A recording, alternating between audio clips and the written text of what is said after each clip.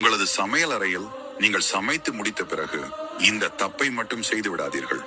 ஒரு வீட்டின் சமையல் அறையில் மகாலட்சுமி வாசம் செய்வதாக ஐதீகம். அதனால் சமைத்த பிறகு சில விஷயங்களை செய்யாமல் தவிர்ப்பது நல்லது. இதை செய்தால் நமக்கு உணவு பஞ்சமும் பண கஷ்டங்களும் வந்து சேரும்.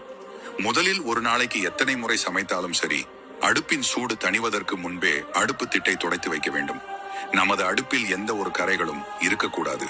இரண்டாவதாக, அடுப்பை எப்போதும் காலியாக இருக்கக்கூடாது. அடுப்பின் மேல் ஏதாவது ஒரு பாத்திரத்தை வைத்திருக்க வேண்டும். மூன்றாவதாக, பாத்திரத்தை வைக்கும் முன்பே அடுப்பை பற்ற வைக்க கூடாது. பாத்திரம் வைத்த பிறகுதான் பற்ற வைக்க வேண்டும்.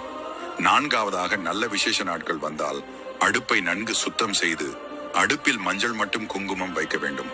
ஐந்தாவதாக, உங்கள் வீட்டில் உப்பை பீங்கான் ஜாடியில் வைக்க வேண்டும். உப்பு என்பது மகாலட்சுமி வாசம் செய்யும் பொருள். ஆகையால் உப்பை இதுபோல் ஜாடியில் வைக்க செல்வம் பெருகும்.